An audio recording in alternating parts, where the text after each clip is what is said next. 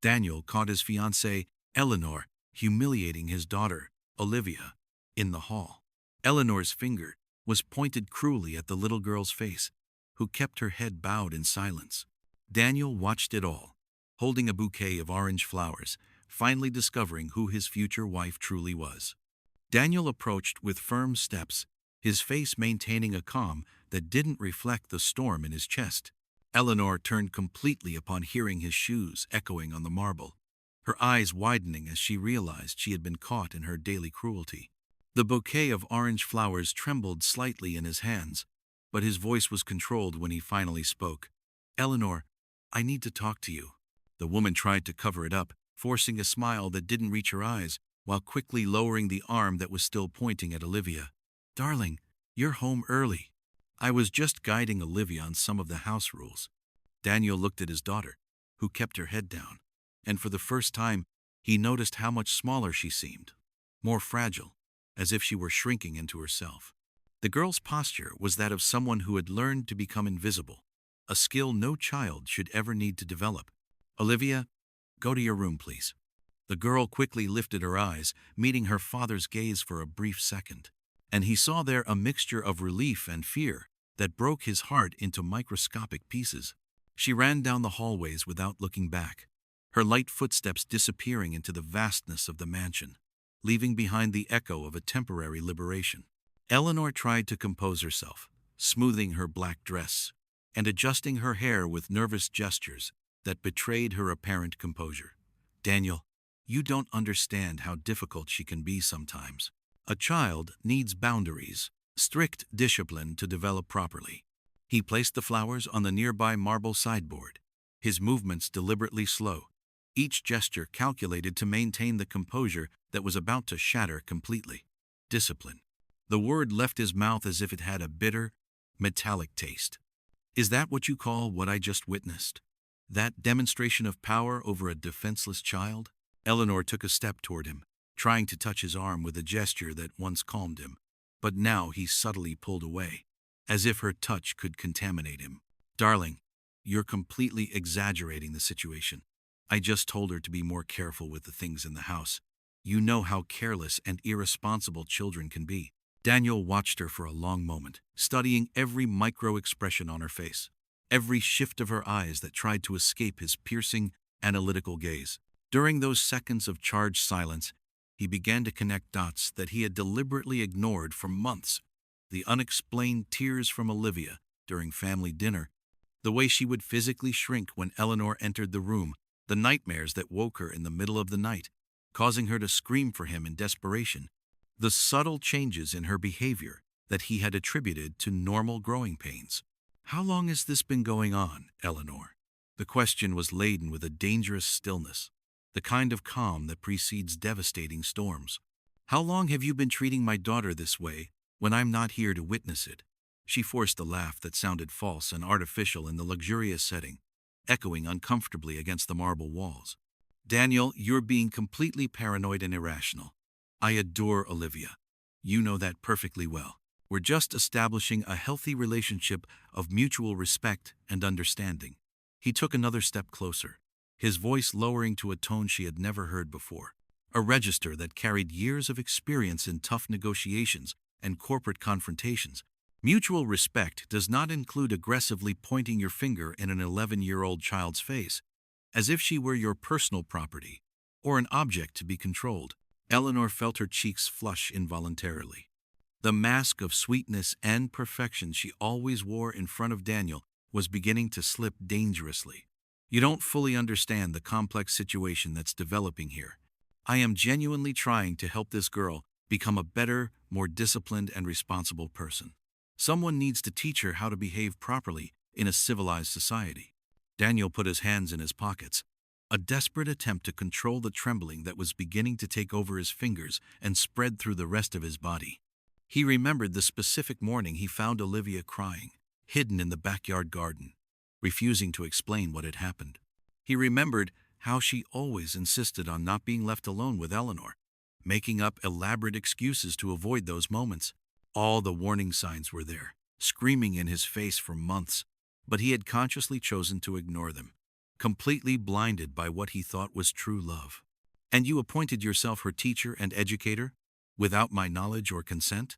Eleanor crossed her arms defensively, her posture becoming more rigid and combative. I'm going to be her stepmother in exactly 2 weeks, Daniel. It's absolutely natural and expected that I have some significant responsibilities regarding Olivia's education and moral upbringing. He shook his head slowly, as if processing complex information he didn't want to accept or believe. Education, he repeated the word methodically, letting it hang in the dense air between them like a silent accusation. You honestly consider making a child feel small, insignificant, and completely worthless to be proper education? Genuine irritation began to leak through Eleanor's carefully constructed facade, revealing layers of a personality she had kept hidden. I have never done that in any way. You are completely distorting the situation and creating unnecessary drama where there is none. Daniel took a few measured steps across the hall, his leather shoes echoing in the tense silence that had settled permanently between them. The memories kept coming like violent, relentless waves. Olivia frequently asking to eat alone in her room instead of at the family dinner table. The way she would physically flinch when she heard Eleanor's voice call her name. The specific moments when he found his daughter standing in front of the bathroom mirror, whispering desperate mantras to herself that she wasn't stupid, wasn't useless, wasn't a burden on the lives of those around her. You know, Eleanor, over the past 6 months, I've noticed significant and worrying changes in Olivia's personality. She's become progressively quieter, more withdrawn, more emotionally distant. I initially thought it was just a completely normal phase of pre-adolescence and psychological development. He stopped abruptly and faced her directly, his eyes reflecting an intensity she didn't recognize. But now I'm beginning to understand, with crystal clarity, that there was something much more complex and sinister happening under my own roof. Eleanor desperately tried to regain absolute control of the situation that was slipping from her grasp, her voice artificially taking on a softer, more manipulative tone that had worked countless times before. Daniel, my love, you are consciously allowing a simple misunderstanding to turn into something dramatically larger than it really is. We are a united family, and real families sometimes have small disagreements and natural adjustments to living together. He looked at her with a completely new expression she had never seen before, a complex mixture of deep disappointment and something much more dangerous and final. Small disagreements, he murmured methodically, as if tasting each syllable of the words. It's absolutely fascinating how you systematically downplay everything when you're directly confronted with concrete evidence. It's almost as if you have years of perfected practice at this. Eleanor took a calculated step back. Something indefinable in Daniel's altered posture made her feel a growing, uncontrollable unease. I am not downplaying anything relevant. I am trying to be completely rational about a situation that you are dramatizing unnecessarily and dangerously. Daniel laughed, but there was no trace of genuine humor in that harsh, broken sound. Dramatizing, he shook his head again, the movement heavy with absolute disbelief. Eleanor, I meticulously built a multi-million-dollar financial empire by specifically learning to read people with precision, to interpret subtle behavioral cues, to instantly identify when someone is not being completely honest with me in complex negotiations. She felt a piercing cold run down her spine as she realized the fundamental shift in the atmosphere around them. The man she had so easily manipulated for months was rapidly disappearing, being replaced by someone infinitely more dangerous and unpredictable. And do you know what's most pathetic and unacceptable in this whole situation? I let myself be completely blinded by a woman I genuinely thought I loved, while my own flesh and blood suffered in absolute silence inside my own home. Eleanor's heart began to race uncontrollably, real panic setting in as she realized that her mask, carefully constructed over years, was completely crumbling before the eyes of the man she had planned to conquer and control completely. What exactly are you insinuating with these serious accusations? Daniel approached once more, this time not stopping his advance until he was dangerously close to her, invading her personal space in an intimidating way. I am not insinuating anything, Eleanor. I am stating, directly and clearly, that you have systematically lied to me, manipulated complex situations for your benefit, and, much worse, deliberately mistreated my daughter when you thought no one was watching or could find out. Genuine desperation began to take hold of Eleanor completely. Entire years of meticulous planning and building a seemingly perfect persona were irreversibly crumbling in a matter of minutes. She tried one last desperate card, her voice trembling visibly. Daniel, you're being completely irrational and impulsive. We can definitely resolve this by talking calmly like civilized and mature adults. You know my true character perfectly. You know unequivocally that I would never intentionally harm an innocent child. He remained in absolute silence for a moment that felt like an endless eternity, his piercing eyes never leaving her increasingly pale face. When he finally spoke again, his voice was filled with an arctic coldness she didn't recognize for even a second. I genuinely thought I knew your real character, Eleanor. But discovering someone systematically mistreating my daughter made me realize, with absolute clarity, that perhaps I never really knew you at all. Eleanor desperately tried to touch his face, a calculated gesture of physical intimacy that had worked magic so many times before in difficult situations. Daniel, please, don't let this irreversibly destroy what we've built together over these years. I love you deeply and genuinely, and you love me the same way. We can definitely overcome this by working together. He recoiled sharply before she could touch him, the movement so sudden and final that she almost completely lost her physical balance. Don't you dare touch me again.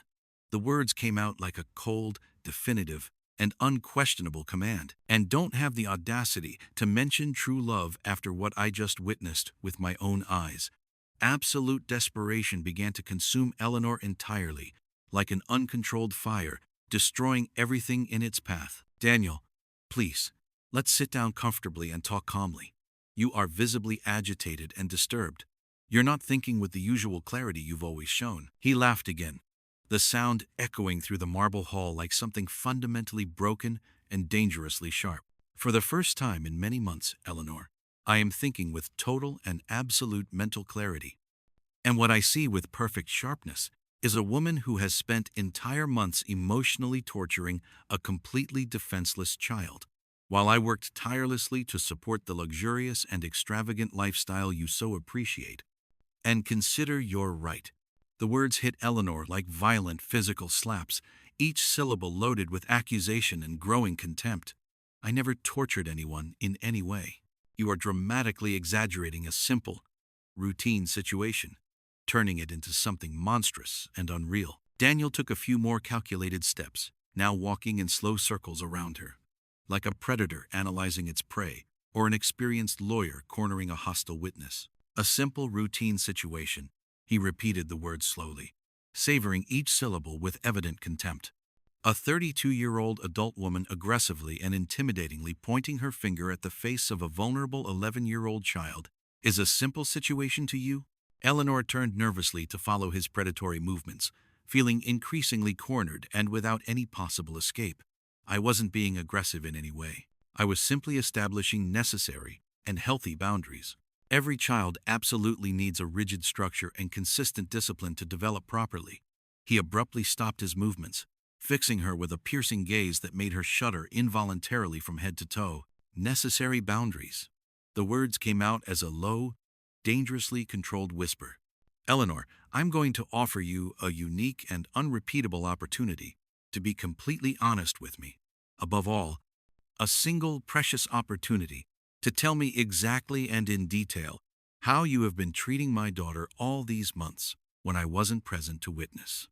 The question hung in the air like a sharp blade, and Eleanor realized she had reached the decisive moment of her life. Her answer would determine not only the future of her relationship with Daniel, but possibly her entire future existence. Daniel, I've already told you the complete truth. Daniel watched Eleanor for a long moment, his eyes registering every micro-expression that crossed her face. The silence stretched between them, like a taut rope about to snap. The complete truth. He repeated the words slowly, as if tasting them. Eleanor, I'm going to ask you some very specific questions, and I want you to think carefully before you answer, because I've discovered I have a very good memory for details when I finally pay attention to them. She swallowed hard, her mouth suddenly feeling as dry as desert sand. Daniel, I don't understand where you're going with this. He walked to the hall window, looking out at the garden where Olivia used to play before she became a shadow of herself. The flowers he had planted, especially for her, continued to bloom, but the girl hadn't visited them in weeks. Last week, on Tuesday, I came home earlier than usual. Do you remember that day? Eleanor felt her heart race uncontrollably, but she tried to keep her voice firm and controlled. I vaguely remember. It was a day like any other. Nothing extraordinary happened. Daniel turned to face her again, his eyes reflecting an intensity she did not recognize. I found Olivia locked in the guest bathroom, crying uncontrollably. When I asked what had happened, she said she had fallen and hurt herself playing, but there were no visible injuries on her body. Eleanor's face paled slightly, but she quickly recomposed her expression, adjusting her posture as if in a business meeting. Children sometimes get hurt in ways that don't leave visible marks on the skin. Maybe she was scared by something insignificant. He nodded slowly, as if processing the information and filing away every word. Interesting theory. On Thursday of the same week, I came back home during lunch because I had forgotten some important documents in my office. The house was strangely silent, a kind of quiet that isn't natural. Eleanor tried to look disinterested, but her fingers began to nervously play with the fabric of her black dress, betraying her apparent calm.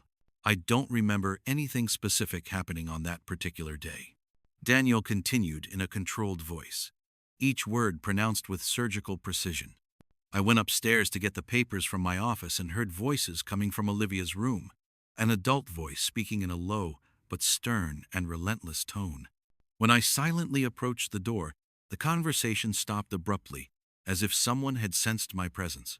Eleanor's heart was now beating so hard she was sure he could hear every beat echoing through the hall. Maybe Olivia was watching television or talking on the phone with a friend from school. He shook his head deliberately. There was no television on in the room, and Olivia doesn't have her own phone. You know that perfectly well. The tone of his voice indicated that he was methodically building a case against her. Daniel took a few calculated steps closer. When I knocked gently on the door, it took almost a full minute for you two to appear. Olivia's eyes were visibly red and swollen. But you calmly said she was just studying and got frustrated with a difficult math problem. Eleanor tried to force a convincing smile, but her facial muscles seemed to have forgotten how to make the movement look natural. That's right, exactly as I said. You know perfectly well how emotional children can get when they can't solve something they consider important. Daniel stopped right in front of her, invading her personal space deliberately and intimidatingly. Then, explain this to me. When I curiously looked at her notebook a few minutes later, there was no math problem being solved. In fact, there was no lesson being done, no homework open. The lie crumbled in the air between them like a house of cards, leaving a heavy, accusatory silence that seemed to suck the oxygen from the room. Eleanor desperately tried to find plausible words, but her mind was completely blank. I might have confused it with another day of the week. He continued relentlessly, like an experienced prosecutor presenting evidence in a courtroom. The week before that, I found Olivia sleeping on the cold floor of her bedroom closet, wrapped in a thin blanket. When I asked why she wasn't in her comfortable bed, she said she was playing camping, but her eyes were swollen from crying so much, and there were dried tear tracks on her cheeks. Eleanor felt her legs grow weak and unstable, as if the floor was moving beneath her feet. Children do strange things sometimes, behaviors that adults can't fully understand. Maybe she had a vivid nightmare. Daniel laughed bitterly, the sound echoing through the luxurious environment like something broken and sharp. Nightmare. Yes, I believe my daughter has been living a constant and prolonged nightmare, only she's awake and conscious. He moved away again, pacing the hall with measured and calculated steps, like a feline studying its prey. Do you know what else stands out to me in this whole situation, Eleanor? The statistically improbable frequency with which these traumatic episodes always happen, without exception, when you and Olivia are alone in the house. She desperately tried to regain some control of the situation that was completely slipping from her grasp. Daniel, you are connecting completely random and disconnected events, creating a conspiracy narrative that doesn't exist in reality. This is classic paranoia.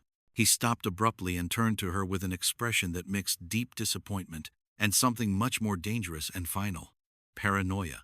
Let me educate you on what paranoia really is, Eleanor. Paranoia would be me imagining things that don't exist, creating problems where there are none. But I'm not imagining the dramatic changes in my daughter's personality. I'm not imagining how she has become a completely different child in recent months. Daniel walked to a small side table where there were some framed family photos, memories of happier times. He carefully picked up a photo of Olivia smiling radiantly, taken a few months before his relationship with Eleanor intensified. Do you see this girl? This genuine and spontaneous smile, these bright eyes, full of life and curiosity. When was the last time you saw Olivia smile like that? With that natural joy? Eleanor looked at the photo but couldn't find an honest answer. The undeniable truth was that she couldn't remember Olivia smiling genuinely for months. Children change naturally.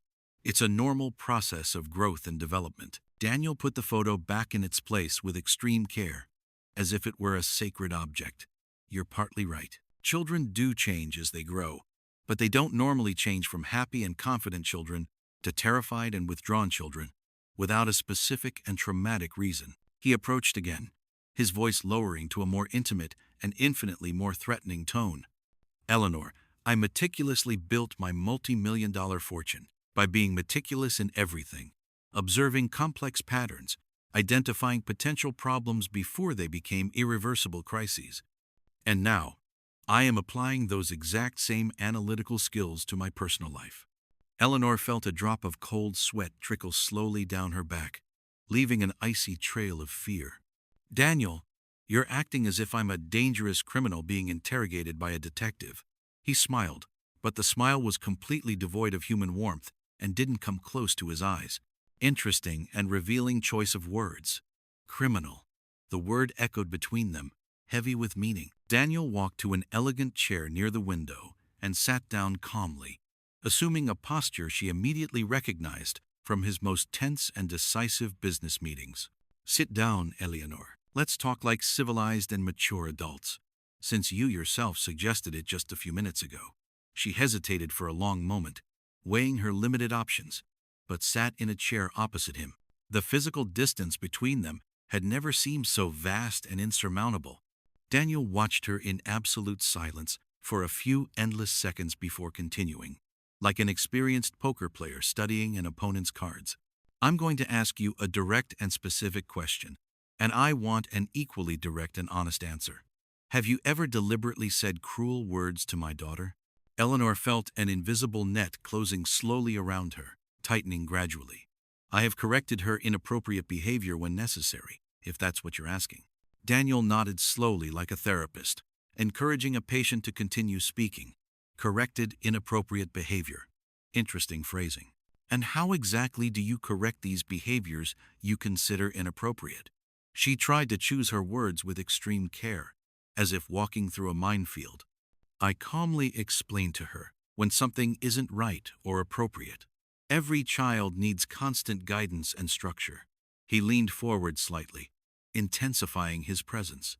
And when your calm explanations don't work as expected, what do you do then, Eleanor? Eleanor began to realize that she was being skillfully led into a psychological place from which she could not easily escape. Sometimes it's necessary to be firmer and more direct in communication. Daniel nodded again, as if confirming hypotheses he had already formulated. Firmer and more direct, I understand perfectly. And does being firmer include making an 11-year-old child feel stupid, incapable, and fundamentally unwanted? The words hit Eleanor like a direct punch to the stomach, knocking the air out of her lungs. I never specifically said that to her. He rose from the chair with fluid movements and walked until he was again dangerously close to her. No, you're right. You never said those exact literal words, but you said other, equally destructive things, didn't you? Things that communicated the exact same toxic message. Eleanor felt tears begin to form in her eyes, not of genuine sadness or regret, but of absolute desperation and growing panic. Daniel, please, you have to understand that I was genuinely trying to help her become a better person. He shook his head slowly, each movement laden with disappointment and disbelief. Help. You were helping when you told her that disorganized and sloppy girls never achieve anything significant in life? You were helping when you said she was a constant disappointment to me?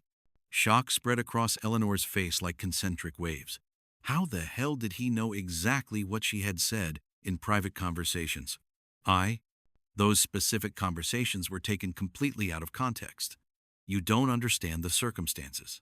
Daniel laughed, but the sound was filled with deep pain and betrayal. Context? Eleanor, please, enlighten me. Explain to me what possible context makes it acceptable to tell a vulnerable child that she is a disappointment to the father she adores. She stood up abruptly from the chair, desperately trying to regain some psychological advantage in the conversation. You can't understand the immense pressure of trying to raise and educate a child that isn't biologically yours. It's infinitely more difficult and complex than it looks from the outside.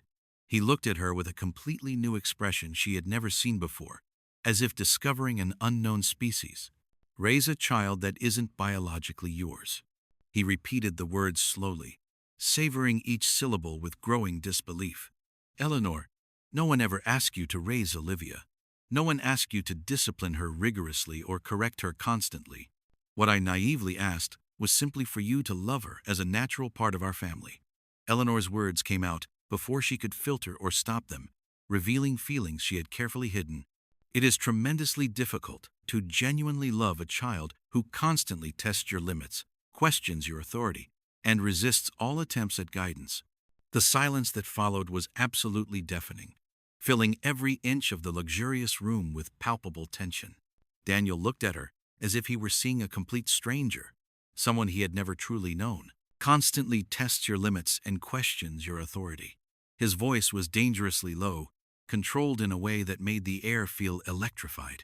Eleanor, Olivia is only 11 years old. She is a naturally shy and extremely kind child who lost her biological mother 3 traumatic years ago and is still painfully learning to trust adult figures again. Eleanor realized too late that she had revealed too much about her true feelings and hidden motivations. I didn't mean it the way it sounded. The words came out wrong. Daniel approached once more, but this time his presence was intimidating in a completely new and terrifying way. No, Eleanor, I firmly believe you said exactly what you meant, with complete precision.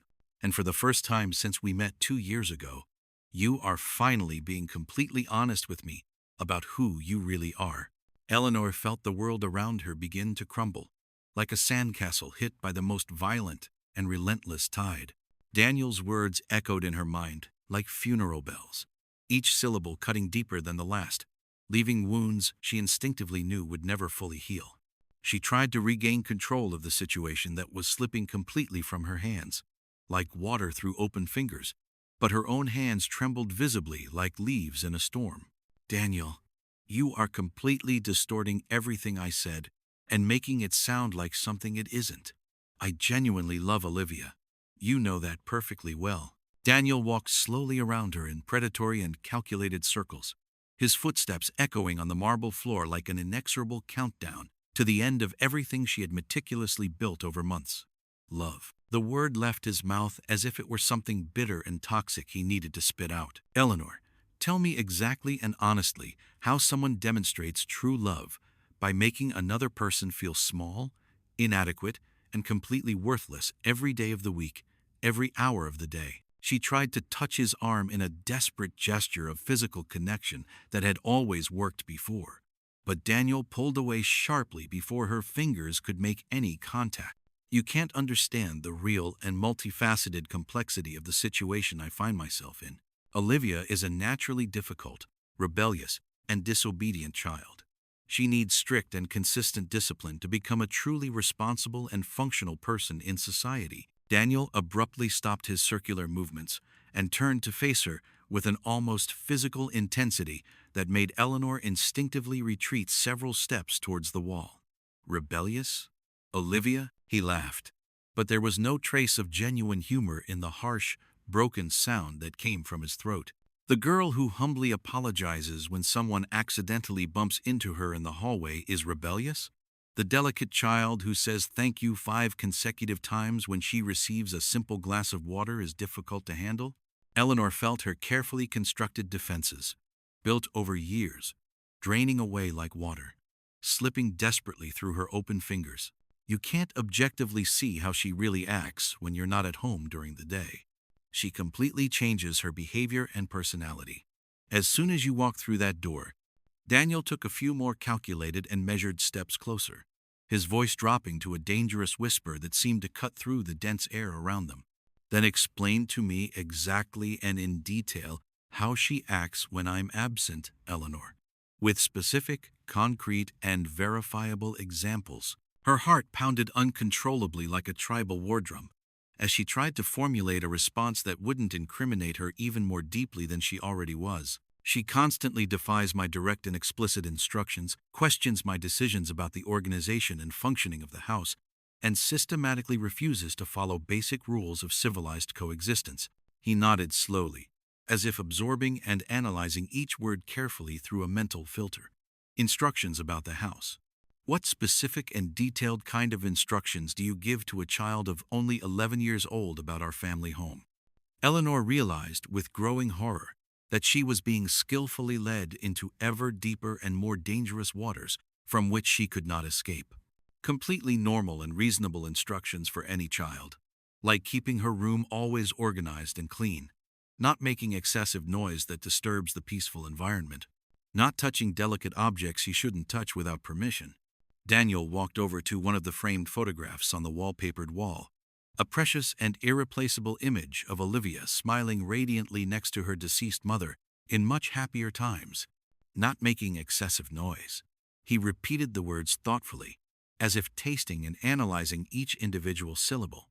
Eleanor, this has been Olivia's home since the moment she was born. She was literally born in this house, grew up running freely and happily through these wide hallways, playing joyfully in every available corner. Since when can a healthy child not make completely natural noise in her own home? The question hit Eleanor like a violent slap in the face, leaving an invisible but deeply painful, burning mark. I didn't categorically say she can't make any noise, just that she should be considerate and respectful of the other residents of the house. Daniel turned to her again with fluid movements, his eyes reflecting a glacial coldness she had never seen or imagined possible in all the months of their relationship. The other residents? Which others? Specifically, Eleanor. It's just the three of us in this huge, empty house, and I have never at any moment complained about the natural noise of my own daughter. Eleanor desperately tried to change her strategy, like a chess player seeing the board close in, adopting a softer, more vulnerable tone that had magically worked so many times before in difficult situations. Daniel, true love of my life, you have to understand that I was genuinely trying to create a harmonious, balanced, and healthy environment for our family to grow and prosper together. Sometimes, that inevitably requires establishing certain basic rules of coexistence that benefit everyone. He shook his head slowly, each physical movement filled with growing and irreversible disappointment. A harmonious environment. For whom? Exactly and specifically, Eleanor?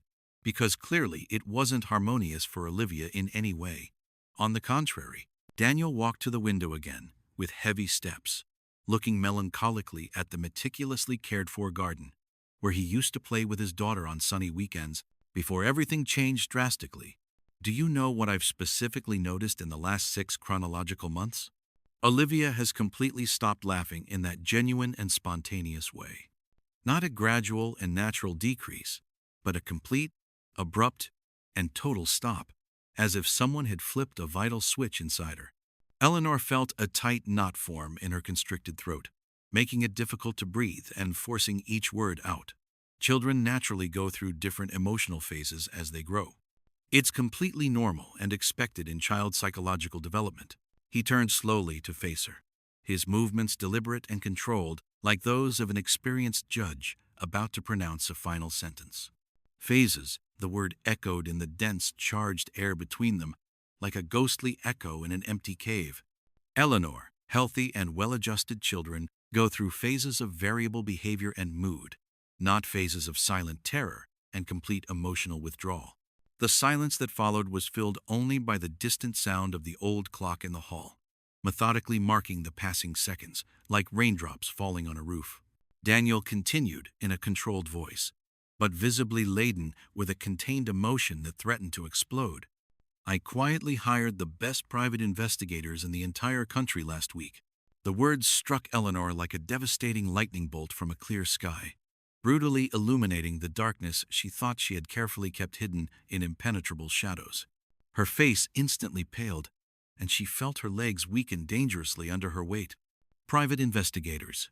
Daniel, what exactly did you do behind my back? He maintained his strategic and advantageous position near the illuminated window, but his voice carried a relentless and definitive authority she had never experienced before. I did exactly what any responsible, dedicated, and protective father would do when he strongly suspects his child is being systematically mistreated under his own roof. I investigated every detail thoroughly. Eleanor tried to process the devastating and terrifying information, her mental world spinning uncontrollably, like a Category 5 hurricane. Investigated what, exactly? Daniel calmly took a thick, official envelope from the inner pocket of his tailored jacket. The movement was deliberate and theatrical, like a magician revealing the final, decisive trick. I investigated you thoroughly, Eleanor. Your entire, complete life, your detailed and documented past, your previous and failed relationships, every relevant aspect of your existence. He methodically opened the envelope and took out several sheets of official paper with the letterheads of investigative agencies. And what I discovered was absolutely fascinating and profoundly revealing. Pure, unfiltered terror spread across Eleanor's face like dark ink spreading rapidly in clear water. Daniel, you had no legal or moral right to invade my privacy in such an invasive and abusive way. He laughed bitterly, the sound echoing off the marble walls like thin glass shattering into 1,000 pieces. Privacy. Eleanor, you have been living comfortably in my house for over a full year.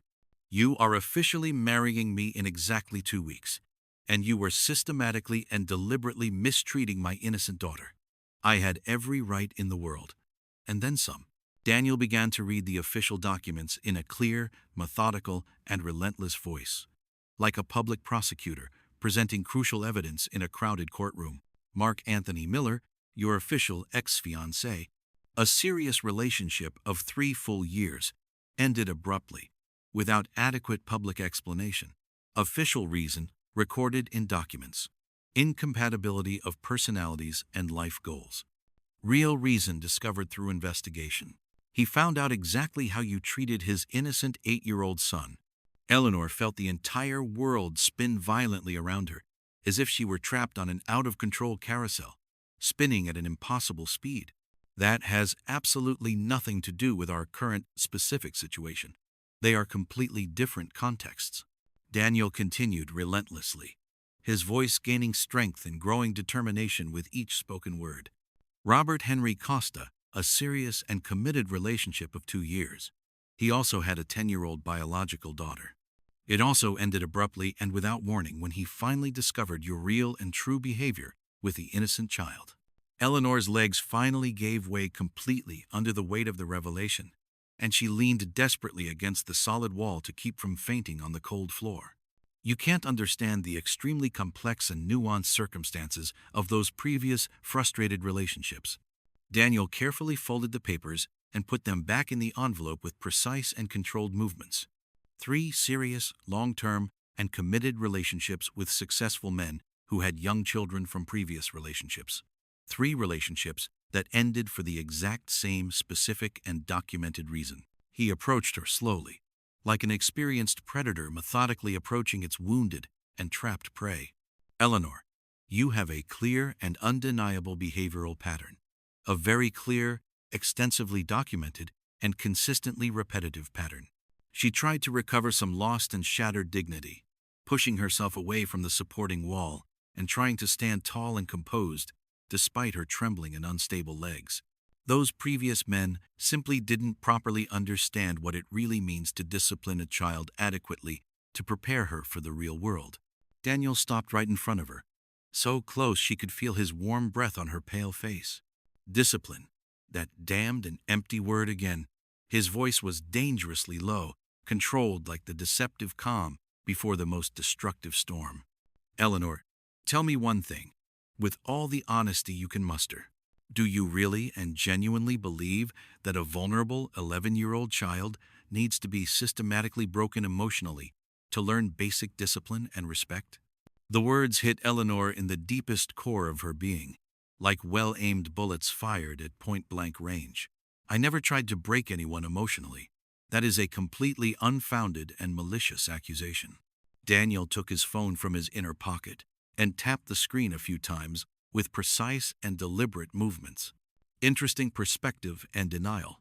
Because I have extensive and irrefutable audio recordings that suggest the exact opposite. Eleanor's blood froze completely in her veins, as if her entire circulatory system had abruptly stopped. Recordings? What kind of recordings do you have? He nodded calmly, his facial expression as impassive as that of an experienced judge who has seen it all. High-quality, high-fidelity audio recordings of private conversations between you and Olivia.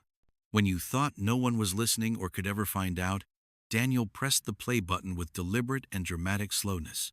Eleanor's voice echoed through the luxurious room, cold and cutting, like a sharp blade piercing flesh. Olivia, you are an absolutely impossible, problematic, and ungrateful child. Your father works tirelessly to give us a good, comfortable, and privileged life. And all you do is cause constant problems, daily disappointments, and endless frustrations. Olivia's voice, small and broken like that of a wounded bird fallen from its nest, responded with painful and resigned submission. I'm sorry, Eleanor. I'll try to be much better from now on. I sincerely promise. Daniel deliberately paused the recording and looked directly into Eleanor's wide eyes, his own eyes reflecting a toxic mixture of disgust and deep disappointment. This completely innocent 11-year-old child, humbly apologizing for simply existing and taking up space. Is that what you honestly consider adequate and healthy discipline? Eleanor desperately tried to find a plausible explanation that could minimally save her from imminent condemnation. That specific recording was taken completely out of context. You don't know what she had done that was serious and wrong before that happened. Daniel played another stored audio file, this one even more devastating and incriminating.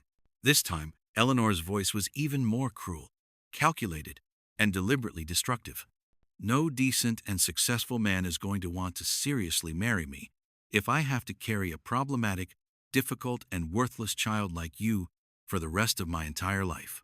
You are completely ruining my happiness, my chance to be truly happy, and my future.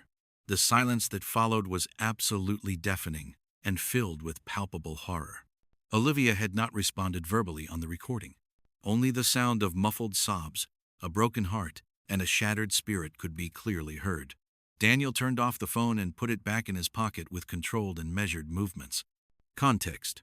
He repeated the word Eleanor had desperately used as a last fragile defense. Eleanor, explain to me what possible, imaginable, or conceivable context justifies telling a completely vulnerable child that she is actively ruining an adult's happiness.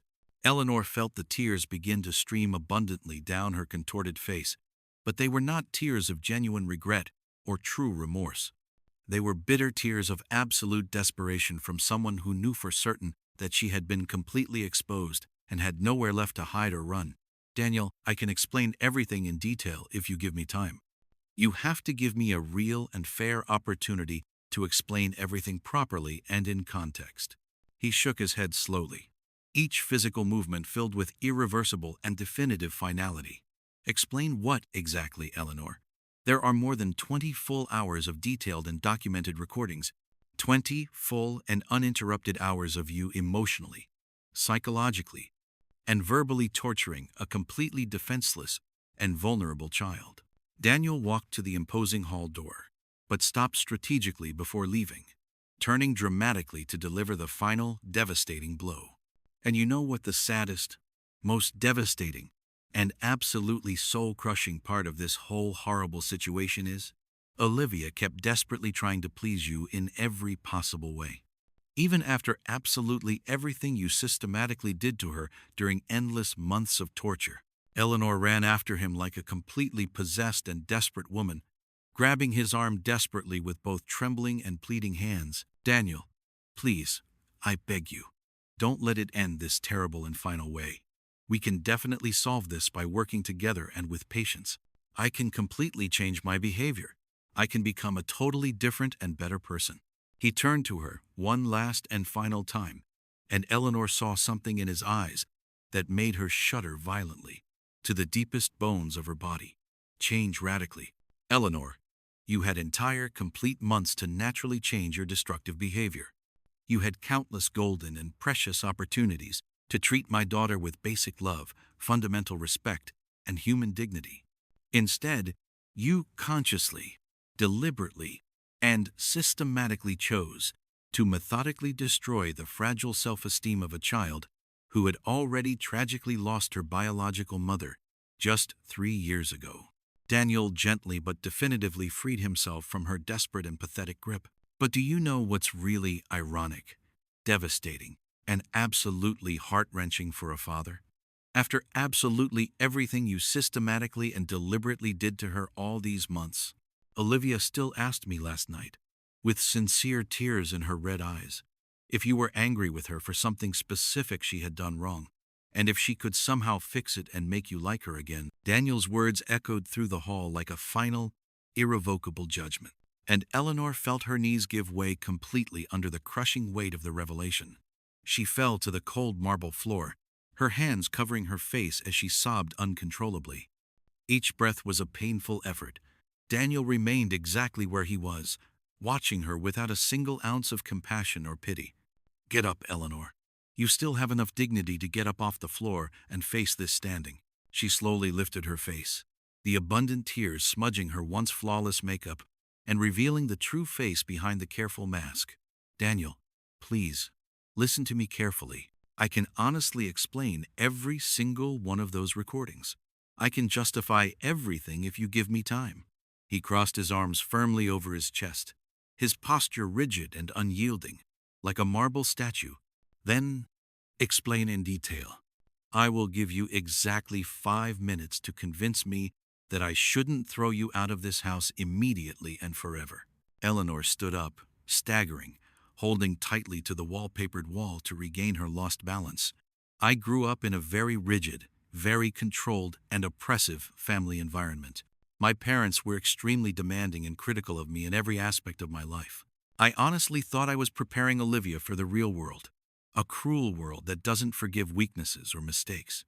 Daniel laughed bitterly, the sound echoing through the room like breaking glass. "So you unilaterally decided that the best way to prepare a vulnerable 11-year-old child for the world was by systematically destroying her self-esteem.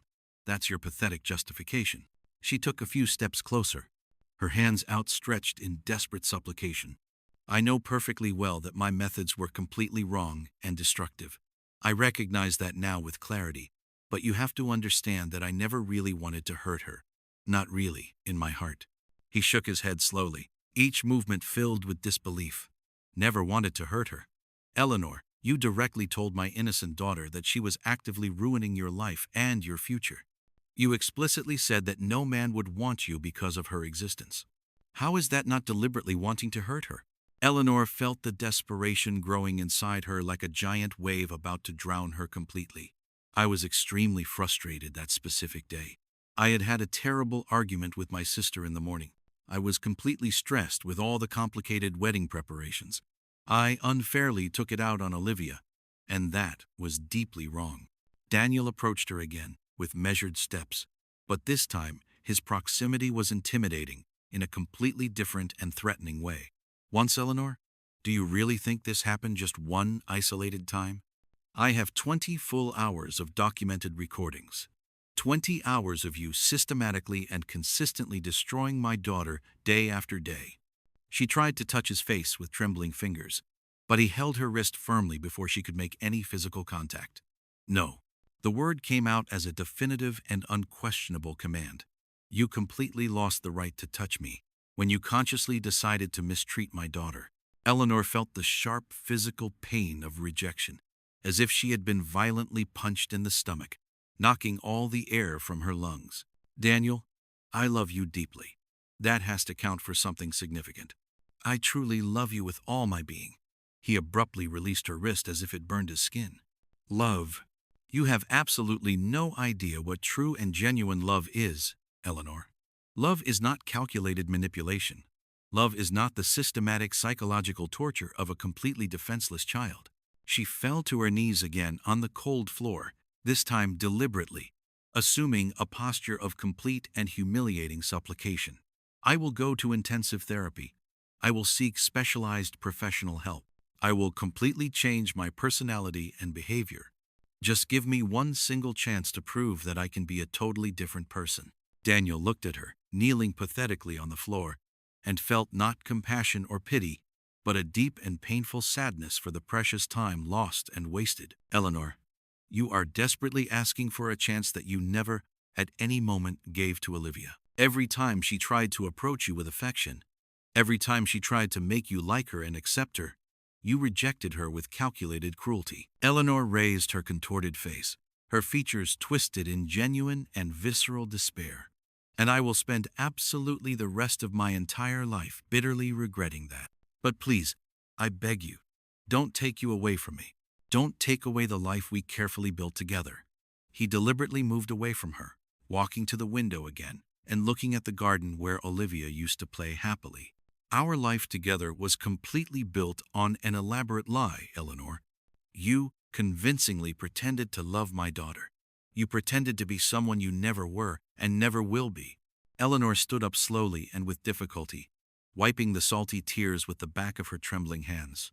I never pretended to love you. My deep feelings for you have always been completely real and true from the very first moment.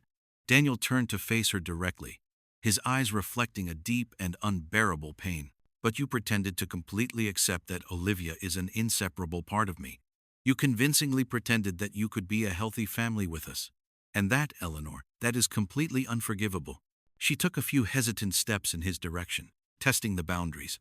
What if I start completely over with her? What if I sincerely apologize to Olivia and really try to build a genuinely healthy and loving relationship? He shook his head with absolute firmness. Do you really think my traumatized daughter will believe you after endless months of emotional abuse? Do you honestly think she will trust you again? Eleanor felt the brutal reality of the situation finally penetrate all her remaining psychological defenses. So you're definitively saying it's over, that there's absolutely nothing I can do to fix this? Daniel walked over to where the bouquet of orange flowers still rested on the marble sideboard. He picked them up gently and observed them for a long, silent moment. I bought these flowers specifically for you. I stopped by your favorite flower shop today, especially to get your favorite flowers. Eleanor felt a tiny pang of hope desperately arise in her constricted chest. Daniel, does that mean you still care about me? He turned to her, holding the flowers carefully. I bought these flowers for the woman I naively thought you were. For the idealized woman who made me believe that Olivia would finally have a mother figure in her life again. Daniel held out the flowers to her, and Eleanor automatically and hopefully extended her hands to take them. But at the last cruel second, he snatched them back sharply. But that woman never really existed, did she? It was just a carefully constructed illusion. Eleanor felt the tears return with full, devastating force. She does exist, genuinely, Daniel. I can be that woman you need. I solemnly swear I can transform. He placed the flowers back on the sideboard with extreme care and delicacy. No, Eleanor, you can't be something you never were in your essence. And I will never allow my daughter to be exposed to more unnecessary suffering in the vain hope that you will miraculously change. Eleanor felt the panic return with renewed and overwhelming intensity. So what exactly are you going to do? Are you just going to kick me out, just like that, after everything we've been through? Daniel took another folded paper from the inner pocket of his tailored jacket. Not just like that, not at all. I have prepared absolutely everything with extreme care and planning. He carefully unfolded the official document. This is a formal separation agreement. It details exactly how our separation will occur in practical and legal terms. Eleanor's blood ran cold in her veins again. A formal separation? Daniel, we're not even officially married yet. You can't legally do this to me.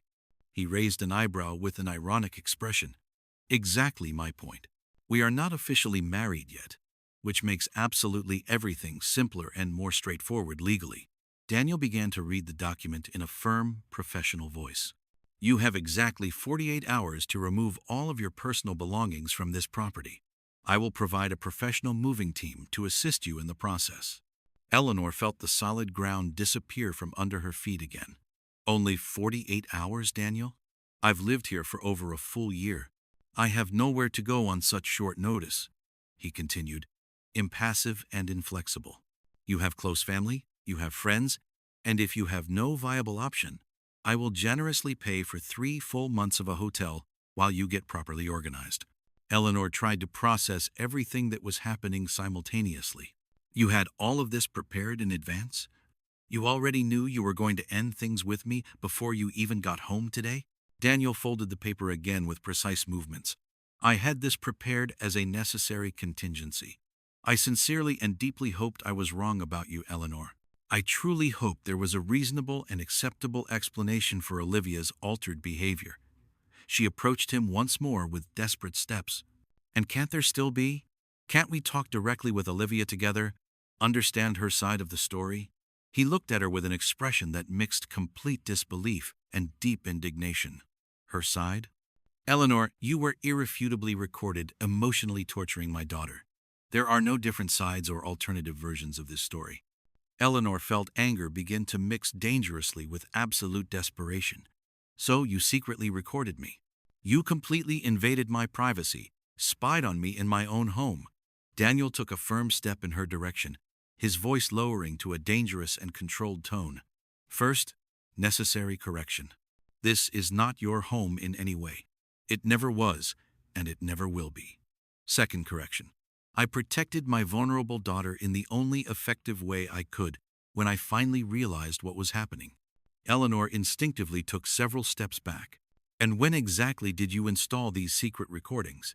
He maintained his completely neutral and professional expression.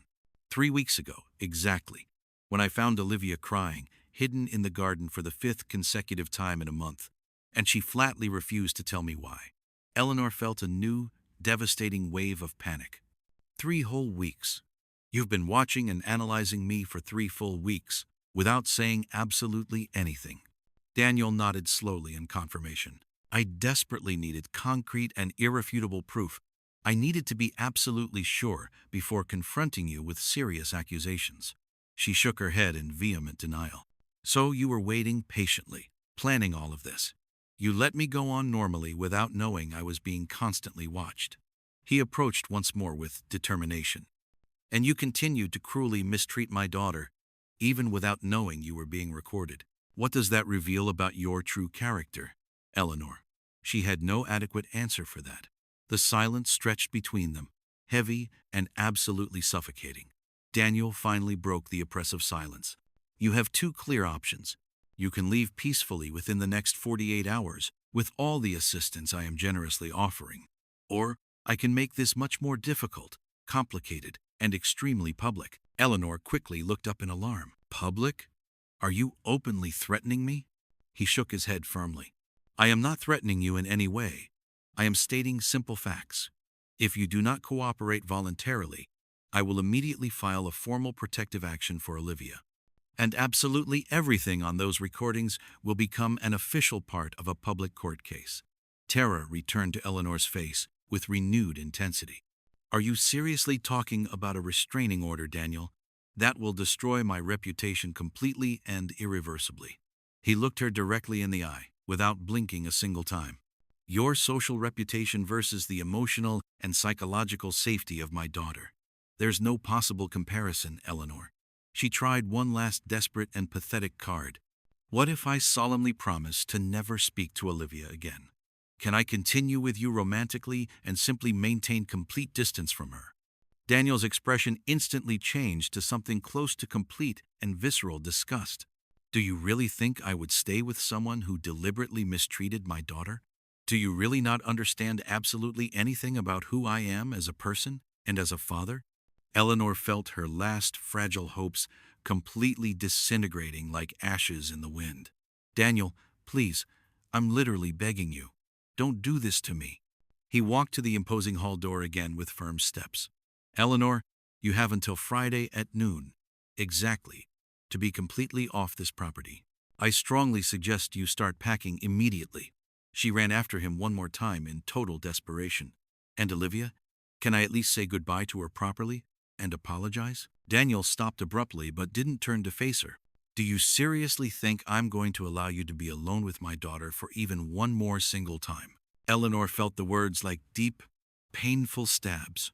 "I won't hurt her again. I just sincerely want to apologize to her personally." He turned slowly, his eyes burning with a fierce intensity. "Your empty apologies will not magically heal the months of psychological trauma you caused. Your apologies will not bring back the self-esteem that you systematically destroyed, piece by piece." Eleanor fell to her knees for the third time, sobbing completely uncontrollably. "Daniel, I can't lose you like this. I can't lose everything we built together over these years." He looked at her one last time before turning to leave the hall. "You didn't build absolutely anything, Eleanor. You just methodically destroyed everything I was trying to build." Olivia stood for a long moment, her small fingers nervously playing with the hem of her t-shirt, while her eyes scanned the room that was being dismantled before her. "Do you really think it's better for me that you leave?" Eleanor felt the crushing weight of the question like she had never felt before in her entire adult life. "Yes, my love, because you deserve someone who loves you the right way you need and deserve, and I couldn't do that at all." The girl took a few more hesitant steps into the room, her innocent eyes methodically examining the open suitcases and clothes scattered everywhere in an organized chaos. Eleanor watched every movement of the child with renewed attention, for the first time truly seeing the girl she had been blind to for so long. Olivia was small for her age, with naturally blonde, wavy hair like her father, but the expressive green eyes were certainly inherited from her deceased mother. There was a natural delicacy in her movements that Eleanor had never truly appreciated or valued, a genuine kindness that radiated from her being, even after months of mistreatment. The girl took a few more measured steps closer, standing a few feet from Eleanor, maintaining a distance that was safe but not hostile, demonstrating an impressive emotional wisdom for someone so young. "Mommy used to say that everyone deserves a second chance, that people can change if they really want to." Eleanor felt the tears return with renewed and overwhelming force, but this time they were completely different from before, filled with a genuine and deep remorse that came from somewhere true within her. "Your mommy was a much wiser and infinitely better person than I could ever be or aspire to become." Olivia moved even closer, now standing right next to her. Her presence was small but powerful in the room, charged with dense, palpable emotion. Eleanor could see the girl's eyes shining with unshed tears, controlled with visible effort, and she realized with admiration and pain that this child was being stronger and braver than most adults she knew could be in a similar situation. The girl tilted her head slightly to the side, an unconscious gesture Eleanor had seen hundreds of times over the months, but had never really paid attention to or considered significant. "When I'm sad or scared of something, my therapist always says it's very important to talk about your feelings, instead of keeping everything inside where they grow and get worse." "Are you going to talk to a professional about your bad feelings and about the things you did?" The depth of an 11-year-old child's understanding of emotional health and trauma processing impressed Eleanor deeply, making her realize just how much that girl had been forced to mature through the suffering she herself had caused. Eleanor nodded slowly, genuinely touched by the real concern in the child's soft and careful voice. "Yes, I'm going to seek serious professional help. I'm going to try to understand deeply why I did the terrible things I did to you, where that came from inside of me." Olivia was silent for a moment that seemed to stretch for an uncomfortable eternity, her eyes studying Eleanor's face as if trying to memorize every specific detail, or perhaps searching for something she couldn't name. Then she said something that broke Eleanor's heart into millions of irreparable microscopic pieces. "I wanted you to like me so much, to think I was special. I tried so hard to make you love me like I saw other moms loving their children." Eleanor extended a hesitant hand, trembling visibly with barely contained emotion, but she didn't touch Olivia, waiting respectfully to see if the girl would accept the physical contact or pull back. The girl looked at Eleanor's outstretched hand for a long, tense moment, her eyes carefully analyzing the silent offer being made, but she didn't take it, choosing to keep her safe distance. Eleanor let her hand fall slowly to her side, completely respecting the child's decision and feeling the rejection as something deserved. Sophia finally allowed a small, sad smile to appear on her delicate and expressive face. "I didn't want you to leave hating us, hating me and my dad." Eleanor shook her head vehemently, each movement filled with desperate and urgent sincerity. The conversation between them continued for several long minutes, each word carrying an immense, almost physical, emotional weight. Olivia asked questions with a surprising and disconcerting maturity for her age, seeking genuine understanding where many adults would only seek revenge or validation. Eleanor answered with raw, unfiltered honesty, perhaps for the first time in months, being completely true to herself and to another person. The girl spoke of deep feelings she had carefully kept hidden, paralyzing fears she had buried, fragile hopes she had kept secret even from her father. Each revelation was like a sharp knife in Eleanor's heart, showing her the frightening depth of the damage she had caused to an innocent child.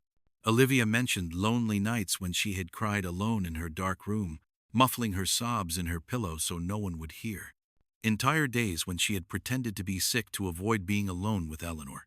Anguishing moments when she had seriously considered telling her father, but was paralyzed by the fear of causing trouble or making the situation worse. The child described with painful detail how she had gradually begun to believe the cruel things Eleanor said, how she had genuinely started to see herself as a heavy burden, as someone who didn't deserve love or happiness. Eleanor listened to every word with total and complete attention, allowing herself to finally feel the devastating impact of her actions, without any protective barrier. There was no more comfortable denial, no more elaborate justifications, just the naked, raw, and absolutely painful truth of what she had done to a vulnerable child. Olivia also shared unexpected positive memories, small, precious moments she had kept like rare treasures amidst the darkness. A special afternoon making cookies together in the kitchen, laughing at the mess they made. A quiet day when Eleanor had genuinely praised a drawing she had made at school. A rare morning when they had laughed together at something silly on television. And for a few minutes, everything had seemed normal and happy. These positive moments made everything even more painful and complicated, because they clearly showed that it could have been completely different, that there had been real potential for a healthy and loving relationship that Eleanor had consciously wasted and destroyed. The girl eventually gathered enough courage to get even closer, her fragile confidence growing as the conversation progressed, and she realized that Eleanor was genuinely listening without defending herself or attacking. She lightly touched Eleanor's arm with small, hesitant fingers, a seemingly simple but profoundly significant gesture. "I forgive you completely." The three simple words hit Eleanor with much more force than any violent accusation or furious condemnation ever could have. It was a completely undeserved forgiveness, an unexpected grace she had not actively sought, but which was being offered freely by a child with a heart infinitely larger than the world deserved. Eleanor instinctively tried to protest, tried to say that Olivia didn't need to forgive her, that she absolutely did not deserve forgiveness in any way. But the girl insisted with a wisdom that seemed to come from a much older soul. Olivia patiently explained that the forgiveness wasn't really about Eleanor or benefiting her, but about herself and her own peace, about not letting the growing hurt and toxic resentment poison her own young heart and turn her into someone bitter. It was a profound lesson that many adults took entire decades to learn, if they ever learned it at all. And there was an 11-year-old child who already understood it deeply and was actively applying it. The conversation eventually reached its natural, inevitable end. Olivia softly said that she needed to go back, that her father would probably be waiting for her and worrying. Before leaving the room, she looked at Eleanor one last time with those honest green eyes and said with genuine sincerity that she deeply hoped Eleanor would find her own true happiness and real inner peace. Then the girl ran down the lit hallway, her light and quick steps gradually disappearing in the distance, leaving Eleanor completely alone with her turbulent thoughts and her crushing remorse. Eleanor remained there, still kneeling on the cold floor of the room for a very long time after Olivia left, intensely processing everything that had just happened in that extraordinary conversation. The conversation had been much more than she expected or imagined possible, more emotionally profound, and more psychologically painful, but also strangely healing in a way she couldn't fully explain.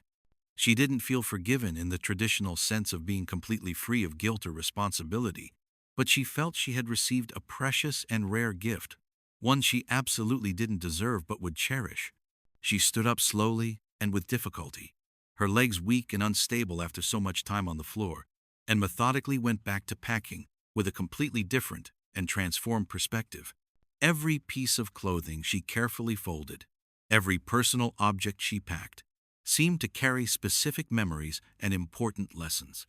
She wasn't just physically leaving a luxurious house, she was symbolically leaving behind a toxic version of herself that had caused so much irreparable damage. The hours passed in a surreal blur of mechanical activity and deep reflection.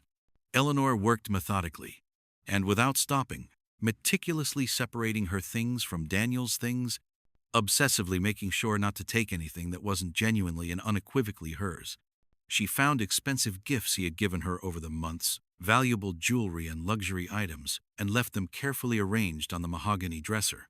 She wanted absolutely nothing that could be seen as an attempt to take advantage of the situation or profit from the failed relationship.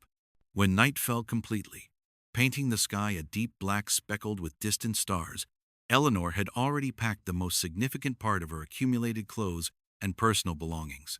She looked around the spacious room she had shared with Daniel for so long, now seeing it with completely new and critically honest eyes. The memories flooded her mind like an uncontrollable emotional avalanche. The first passionate nights there, filled with physical passion and romantic promises of the future. The lazy weekend mornings, having elaborate coffee in bed, and planning the day. Deep and intimate conversations about a shared future and mutual dreams. But also the much darker and more disturbing memories, the calculated moments when she had actively planned subtle ways to push Olivia away. The manipulative times when she had created situations to make Daniel choose between her and his daughter. Eleanor realized with growing horror that it had been a systematic and deliberate campaign, even if partially unconscious, to completely eliminate Olivia from the family equation. She picked up her silver laptop and sat heavily on the comfortable bed, the bluish light from the screen illuminating her tired face in the progressively dark room. She began to intensively research therapists, specializing in complex family issues, destructive behavior in relationships, and childhood trauma and its causes.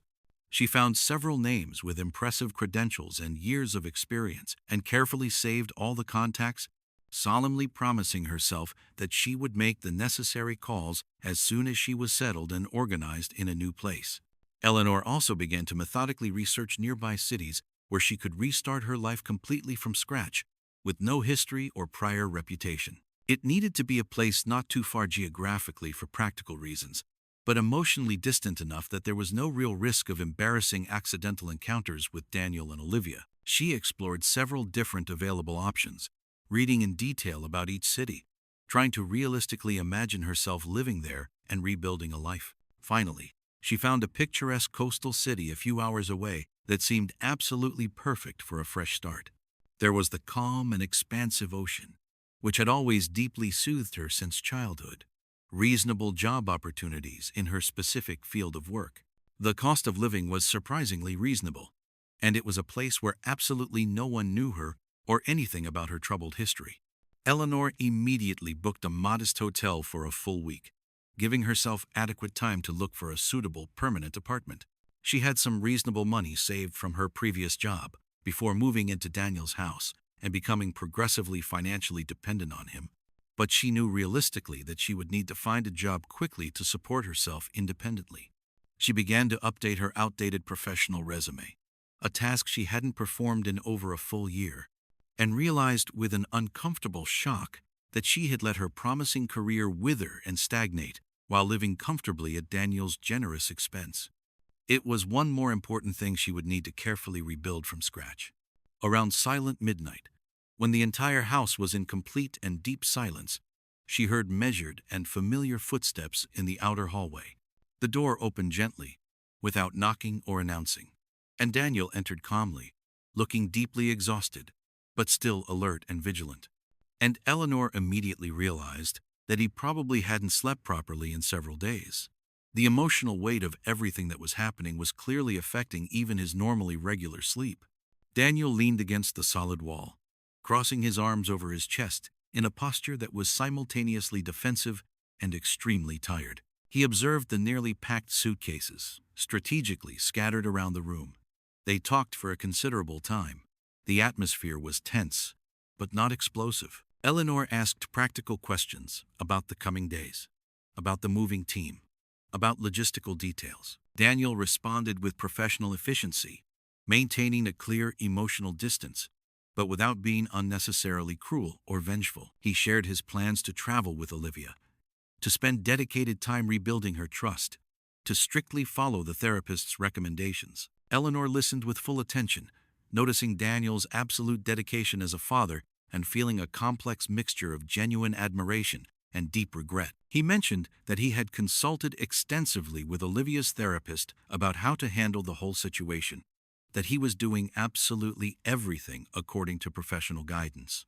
He talked about conversations he had had with Olivia, about healthy relationships, about how responsible adults should treat children, about recognizing warning signs in future relationships.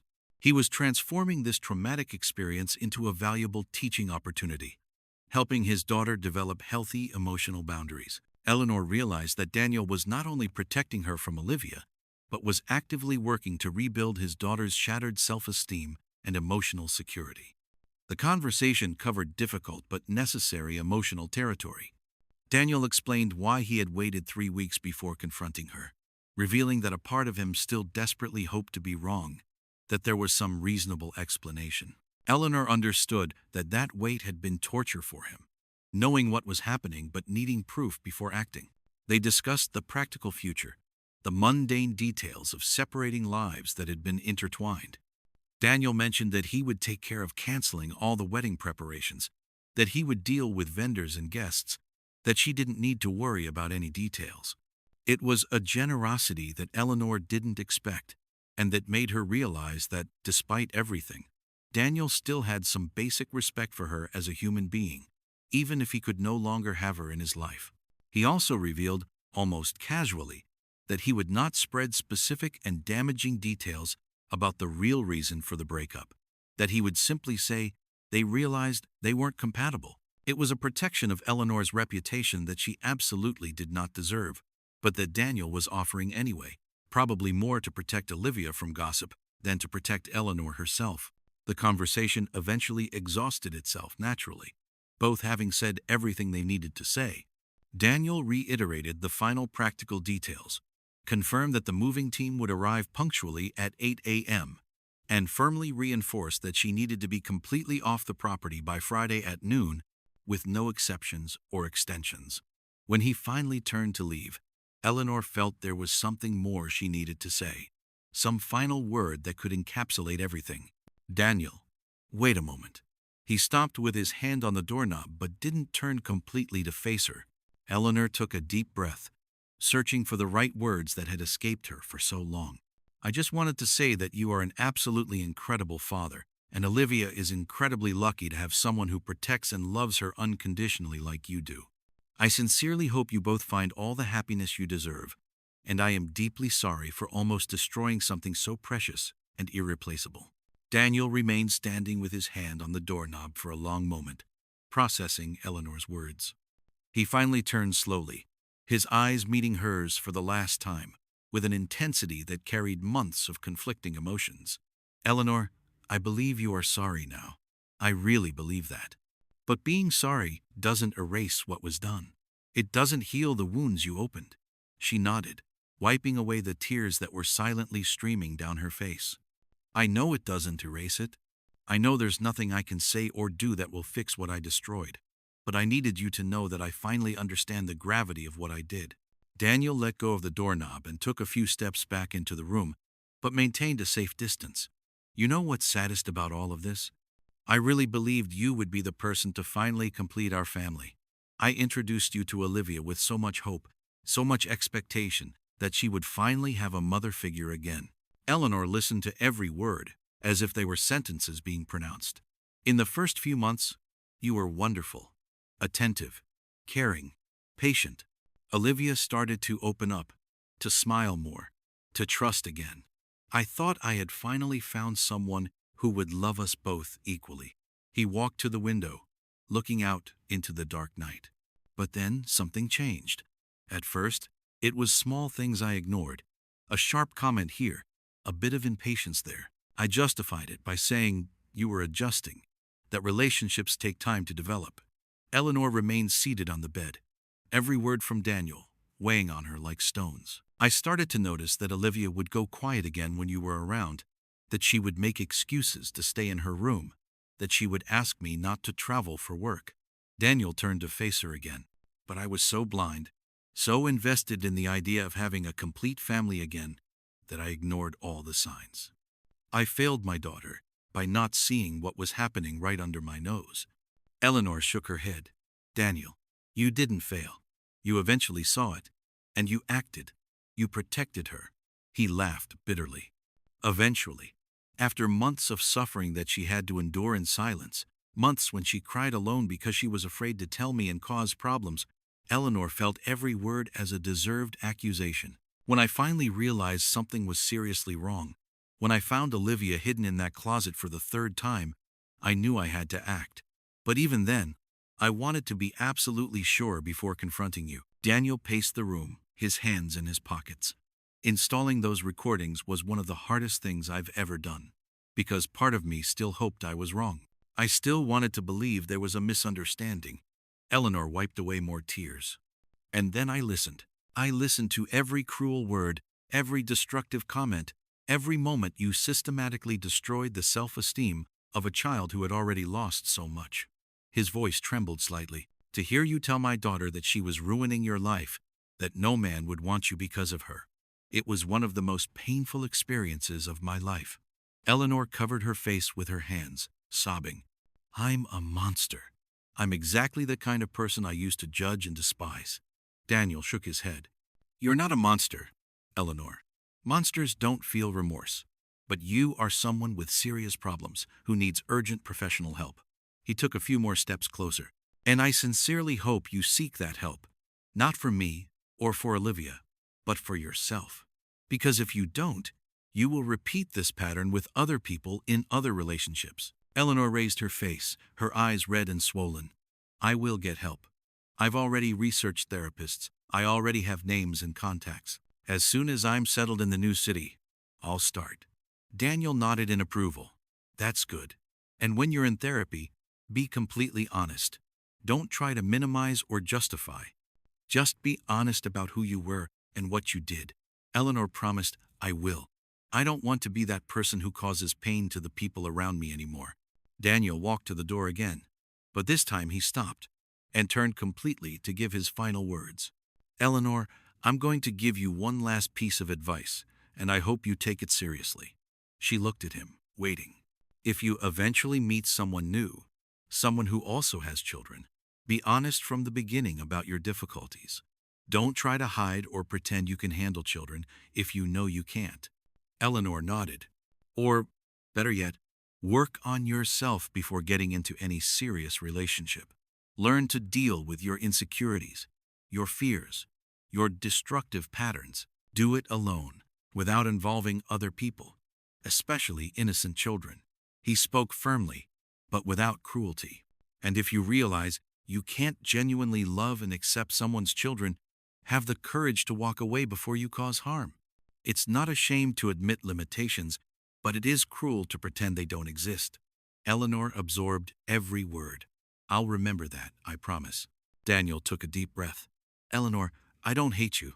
I want you to know that. I am deeply disappointed, hurt, and furious about what you did to Olivia. But I don't hate you as a person. Eleanor felt a wave of emotion. That means more to me than you can imagine, he continued. But even though I don't hate you, I can never completely forgive you, and I will definitely never allow you to be a part of our lives again. The firmness in his voice was unquestionable. Eleanor understood. I understand perfectly, and I wouldn't expect anything different. Daniel looked at her one last time. I hope you find peace, Eleanor. I hope you work on your problems and become someone better, not for us, but for yourself. and for all the people who cross your path in the future. He opened the door. Goodbye, Eleanor. I genuinely wish you well. And with those final words, Daniel left the room, gently closing the door behind him, leaving Eleanor alone with her thoughts for the last time in that house. Eleanor remained seated on the bed for a long time after Daniel left, absorbing everything that had been said. The clock on the wall read almost 1 a.m., but she felt no sleepiness at all. Her mind was racing, processing months of destructive behavior and the devastating consequences of her actions. She got up and walked to the window, looking out at the moonlit garden. Down below was the bench where Olivia used to sit and read on sunny weekends, before Eleanor made the house a place of constant tension. Eleanor thought about all the opportunities she had squandered, all the times Olivia had tried to get closer and she had pushed her away, all the moments she could have chosen kindness, but chose cruelty, all the occasions she could have built bridges, but built walls instead. She went back to the bed and picked up her phone, opening the photo gallery. There were hundreds of photos of her and Daniel, but upon searching, she found only 3 photos that included Olivia. 3 photos in over 2 years of a relationship. And in all 3, Eleanor could now see the discomfort in the girl's body, the way she leaned away from Eleanor, how her smile didn't reach her eyes.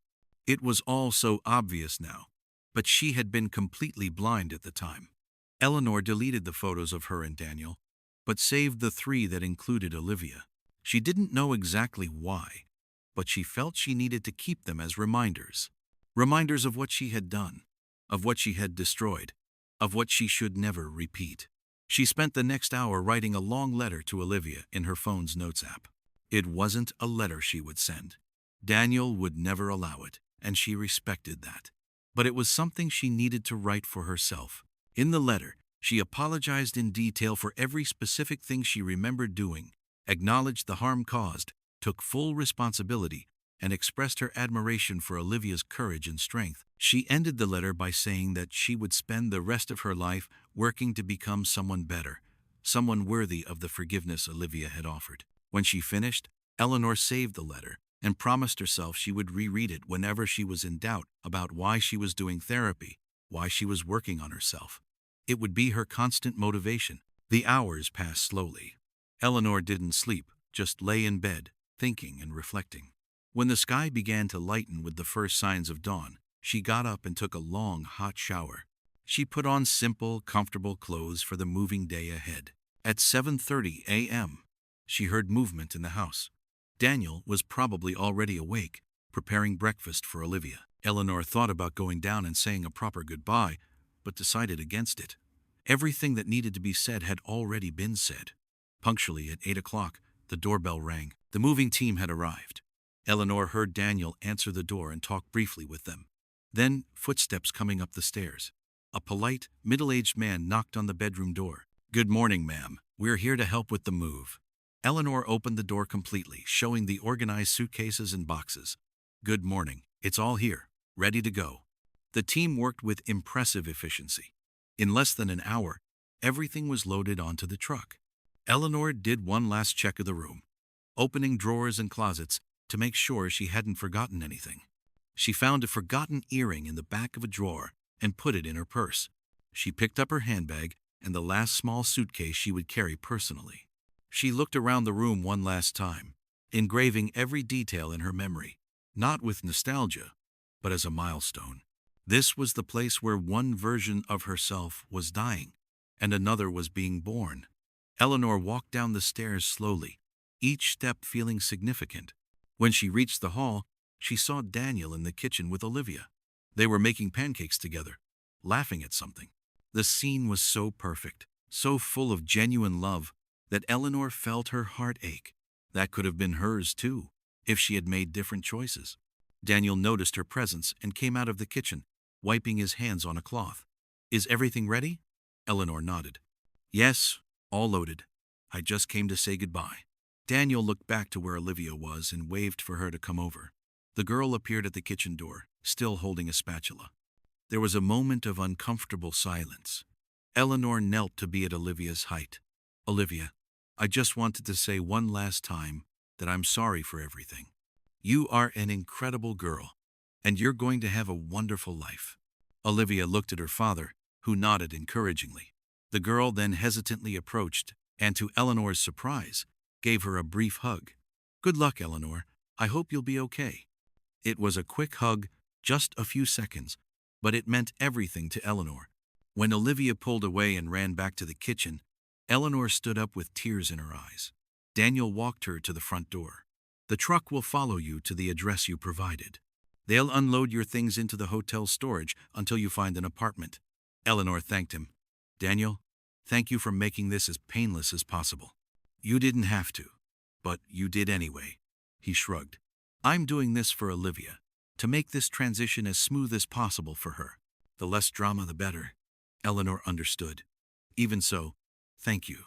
She turned to leave, but Daniel spoke one more time. "Eleanor, one last thing." She turned. "When you're in therapy, working on yourself, and you have difficult moments when you want to give up, remember Olivia. Remember what you did, and how she still had the courage to hug you and wish you the best. Use that as your motivation." Eleanor nodded, too emotional to speak. She walked down the front steps for the last time and went to her car. The moving truck had already left. She put her purse and suitcase in the back seat and got in the car. Before starting the engine, she looked at the house one last time. Daniel was still at the door, watching. She gave a brief wave, and he returned it before going inside and closing the door. Eleanor started the car and drove slowly down the circular driveway, past the meticulously cared-for garden, the majestic trees, the iron gate that opened automatically. When the gate closed behind her, Eleanor felt as if a chapter of her life was literally closing. She drove through the familiar city streets for the last time, passing places that had been part of her routine. The coffee shop where she and Daniel used to have coffee on Saturdays, the boutique where she bought clothes, the park where they had walked countless times. Each place carried memories that now seemed to belong to someone else. The drive to the coastal city took 4 hours. Eleanor drove in silence, without music, just her thoughts for company. She thought a lot about the future, about the therapy she would start, about the job she would need to find, about the person she wanted to become. When she finally arrived in the coastal city, the sun was high in the sky. The city was exactly as it looked in the pictures, picturesque and quiet. Eleanor found the hotel easily, a modest but clean establishment near the beach. The moving truck was already there, and the team was waiting for instructions. Eleanor indicated for them to put everything in the hotel's storage, as she didn't have an apartment yet. After everything was unloaded and the team left, Eleanor checked into the hotel. The room was simple but welcoming, with a window overlooking the ocean. She put her suitcase on the bed and walked to the window. The ocean stretched endlessly before her, the waves rhythmically crashing on the sand. There was something profoundly calming in that sound, in that vastness. Eleanor picked up her phone and started making the calls she had promised. First, she called one of the therapists she had researched. A kind voice answered, and Eleanor briefly explained her situation. She scheduled an evaluation session for the following week.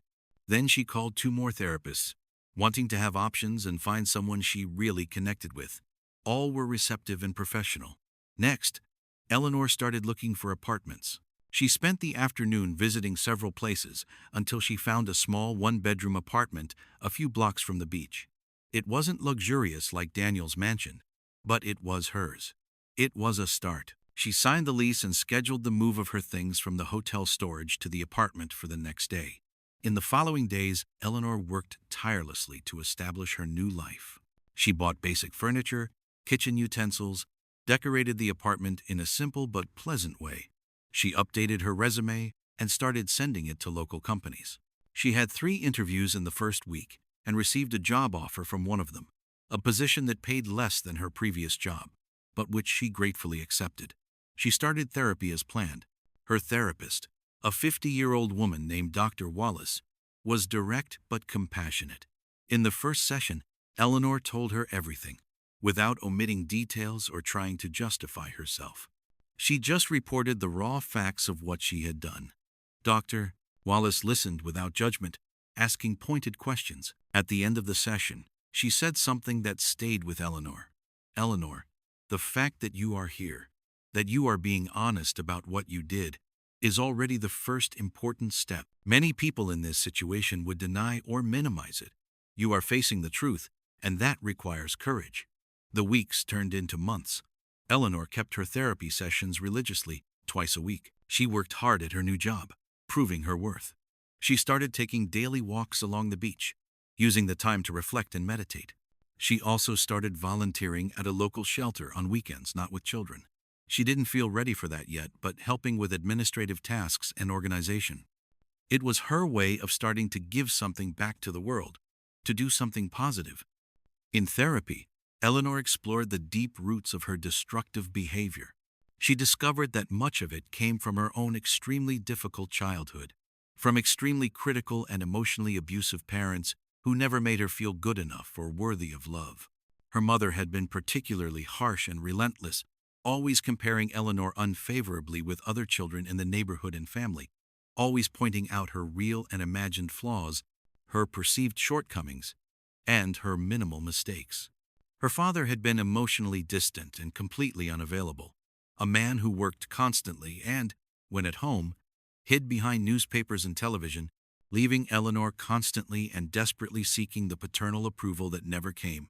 No matter how hard she tried or how perfectly she behaved, she had deeply internalized these toxic and destructive patterns and had unconsciously projected them onto Olivia, perpetuating an intergenerational cycle of emotional pain that she was now absolutely determined to break permanently. Dr. Wallace patiently helped her understand how her desperate, childlike need to be loved and unconditionally accepted by Daniel had gradually transformed into a jealous and possessive obsession with anyone or anything that divided his attention, including, ironically, his own innocent daughter. Eleanor worked intensively on recognizing and actively interrupting these destructive behavioral patterns, on developing genuine compassion and forgiveness for herself and those around her.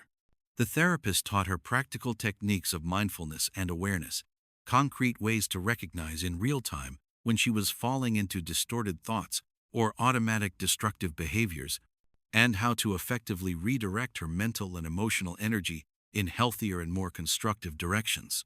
They worked deeply and intensively on pathological jealousy, deeply rooted chronic insecurity, an obsessive need for control and external validation, all the underlying psychological problems that had fueled and sustained her prolonged toxic behavior. Eleanor had extremely difficult and painful sessions, where she cried copiously and uncontrollably, where she had to face brutally hard and uncomfortable truths about herself, her family of origin, and the patterns she had repeated. But she continued to show up faithfully for every scheduled session, continued to work with unshakable determination, even when it was painful. She continued to grow and evolve, painfully but consistently. 6 full months after leaving Daniel's luxurious mansion, Eleanor was sitting comfortably in her small, simple apartment on a particularly quiet evening. She had just returned from her regular weekly therapy session and was reflecting deeply on the real and measurable progress she had made. Her life was beginning to have a healthy structure, genuine purpose, and real meaning again. Her phone rang unexpectedly, interrupting her contemplative thoughts. She looked at the screen with growing curiosity. It was an unknown number that she didn't recognize, but with the local area code of the specific city where Daniel and Olivia lived. Her heart began to race dramatically and uncontrollably. She answered hesitantly and nervously, her voice trembling slightly, with anxious anticipation. "Hello?" There was a long and clearly tense pause, then a deeply familiar male voice that she honestly never expected to hear again in her life. "Eleanor, it's Daniel." She froze completely, frozen in place, barely able to breathe properly or mentally process what was happening in that surreal moment. "Daniel, hi." There was another uncomfortable pause, laden with implicit meaning and shared history.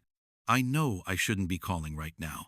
I said very clearly that there would be no more contact between us, but I felt I really needed to make this specific call for important reasons." Eleanor waited in total and respectful silence, her heart beating so hard and fast that she was sure he could hear it through the phone connection. "I wanted you to know that Olivia is recovering very well emotionally. She's also still committed to therapy, bravely working through everything that happened traumatically with our family. And she's progressing absolutely wonderfully. gradually returning to being the genuinely happy and confident girl she was before everything happened. Eleanor felt tears of genuine relief and gratitude instantly well up in her tired eyes. I am immensely and deeply happy to hear that. Thank you so much for telling me about her progress. Daniel continued in a carefully controlled voice. She has asked about you several times in recent months. She honestly wanted to know if you were okay, physically and emotionally, if you were really seeking professional help, as you had promised to do that morning. Eleanor wiped away the tears that were streaming freely down her emotional face. I am getting help, Daniel. I'm in intensive therapy twice a week, absolutely religiously. I'm working very hard on myself, on my deep-seated problems, on the psychological roots of my destructive behavior. Daniel was silent for a long moment, apparently carefully processing her words and evaluating her sincerity. I'm not calling to try to resume any kind of personal or romantic contact, Eleanor. That will definitely and absolutely never happen. But I thought you genuinely deserved to know that Olivia is progressively recovering and that she still compassionately cares about your general well-being. Eleanor perfectly understood the important distinction he was making between information and reconciliation. Thank you for telling me that personally. It means absolutely everything to me to know that she is well and recovering healthily from the trauma. Daniel took a deep, audible, and deliberate breath. Eleanor, I have to ask you something directly, and I need a completely honest answer. Are you really seriously working on yourself and facing your psychological problems? Or are you just mechanically going through the motions of therapy without truly and deeply committing to the process of change? Eleanor thought carefully and honestly before answering, wanting to be completely transparent and genuine. I am truly working with total personal commitment, Daniel. It has honestly been the hardest, most challenging, and most painful work I have ever done in my entire adult life, infinitely more emotionally demanding than anything professional or academic I've ever faced. But I am genuinely and deeply committed to the complete process. I've discovered extremely difficult things about myself that are painful to accept and process, but I am facing absolutely everything without running away or denying it. I don't want to be that toxic and destructive person again under any circumstances. Daniel seemed to carefully and analytically process her extensive response. That is genuinely good and encouraging to hear. I very sincerely hope you continue firmly on this difficult path of personal growth and real transformation. There was one more moment of reflective and charged silence between them. Daniel, could you please tell Olivia that I think of her often with affection, that I sincerely wish her all the best, all possible happiness, and all future success for her? He visibly and clearly hesitated before answering cautiously. I can pass that specific message on to her carefully. But Eleanor, I need to be absolutely clear about something extremely important. This definitely does not mean there will be any kind of relationship or future direct contact between you two. This is just to give her some necessary peace of mind about your current situation and your well-being. Eleanor understood perfectly and completely accepted the rigid and appropriate limitations. I know exactly what that means and doesn't mean. I don't expect anything more than that simple message. I just want her to know that I've made the real and substantial changes I promised to make, and that she is completely safe from any future harm from me. Daniel made a small sound of clear agreement and cautious approval. I will pass the message on faithfully as you asked. And Eleanor, take very good care of yourself. Continue consistently doing the extremely difficult work of deep personal growth and transformation. And with those final and definitive words, he abruptly ended the call. Helena stood holding the still phone for a very long time after the call ended completely, carefully processing every word and nuance of the completely unexpected conversation. That brief but significant call had meant infinitely more than Daniel probably imagined or intended. Not because it gave any real hope of romantic reconciliation or future family reconnection. Eleanor knew with absolute and unquestionable certainty that that chapter of her life was definitively closed forever, with no possibility of reopening. But because it objectively confirmed that her arduous and painful work of personal change was actually paying off concretely, that the profound transformations she was making were genuinely real, measurable, and recognizable by other objective people, She looked around her small, modest, but welcoming apartment, so drastically and completely different from the luxurious and opulent mansion where she had lived comfortably for over a full year. But this humble place was genuinely and completely hers, earned exclusively through her own honest and independent work, not financially, emotionally, or psychologically dependent on another person. It was a tangible and real physical reflection of who she was bravely and persistently becoming, day after day. Someone genuinely independent, responsible for herself, actively working to be a fundamentally better person every day, without exception. Eleanor walked calmly to the wide window that looked directly out onto the expansive ocean, and looked contemplatively at the dark and mysterious waters under the soft, silvery light of the full moon. The waves continued their eternal, hypnotic, and comforting rhythm, always superficially changing but always fundamentally consistent, always starting over infinitely without tiring. She thought deeply and honestly about her complicated personal journey, about the moral abyss into which she had voluntarily fallen, and about how much she still genuinely needed to grow, evolve, and mature emotionally. She thought affectionately and respectfully about Olivia, about that extraordinary and exceptionally brave girl who had shown more genuine emotional strength, undeserved grace, and impressive maturity than many adults could ever muster in a full lifetime. She thought respectfully and humbly about Daniel, about the truly dedicated father who had protectively shielded his precious daughter, even when it meant completely and painfully sacrificing his own legitimate romantic dreams of having a complete and functional family again.